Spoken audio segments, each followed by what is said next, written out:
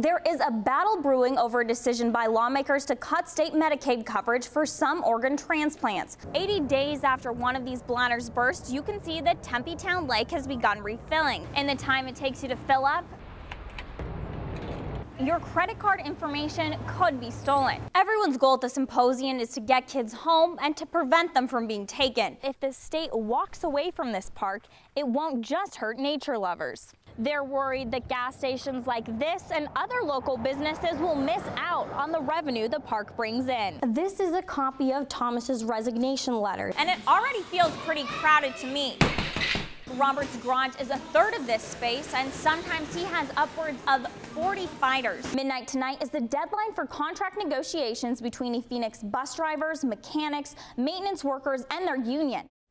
Nogales, Mexico, and Nogales, Arizona. They share a name, but now they also share a plumbing problem. It's a big plumbing issue. Yesterday, a Border Patrol agent noticed a sinkhole on the Arizona side of the border.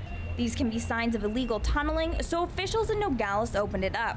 But they didn't see a tunnel. Saw a whole bunch of sewer water in there. So much water, officials couldn't see the pipe.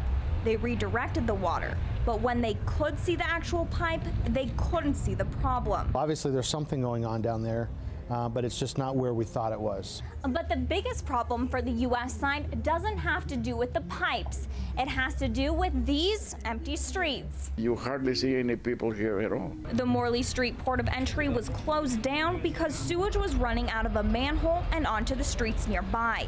Its closure has left Chavez's shop empty. There's been absolutely no business. I had some business this morning because somebody needed some merchandise real bad and they came to the store. That's the only business his office supply store has had all day. He needs the pipes fixed and hopes it won't take the city much longer. What can you do? Nothing but wait it out. That's what the towns are doing, waiting. While officials determine the cause of the break, and they'll continue to wait until it's fixed. In Nogales, Natalie Podgorski, Cronkite News. We don't know where they came from. We don't know how old they are.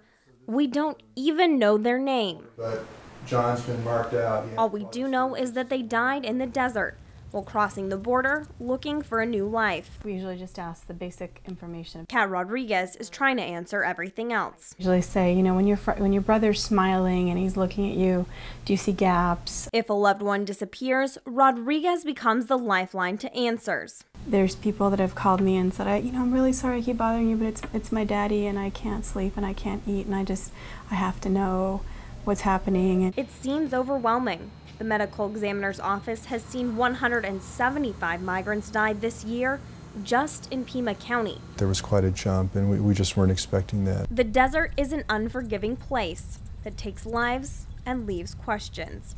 Cases, we don't have anything. We have a few bones. But they aren't just bones to Rodriguez.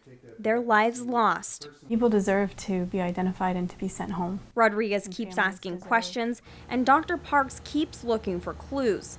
All the while, the bodies keep piling up. In Tucson, Natalie Podgorski, Cronkite News. Stick it out, man. Stick it out. I'm here every morning, 7 in the morning. Keep going.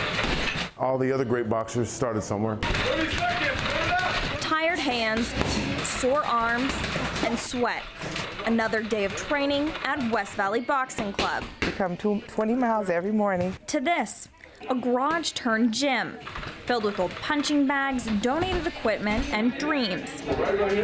Even with temperatures well above 100, they just keep coming. Really, really bursting at the seams. I mean, this garage is only so big. He's a hero to these kids. He's actually a hero to me.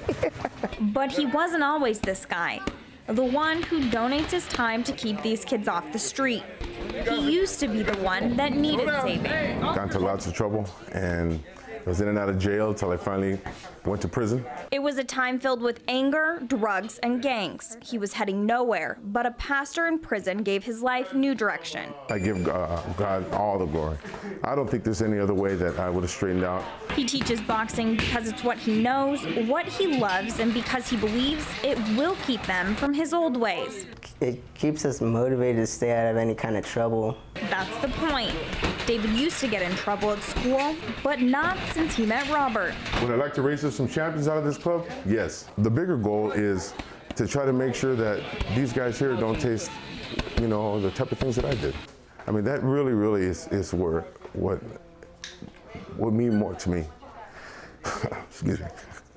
He's gotten them off the streets, and now his boxers are ready to step into the ring. Now it's like, let's compete already. Let's do it already. But while the odds of one of his fighters becoming a champion are slim, the odds will not stop them from trying.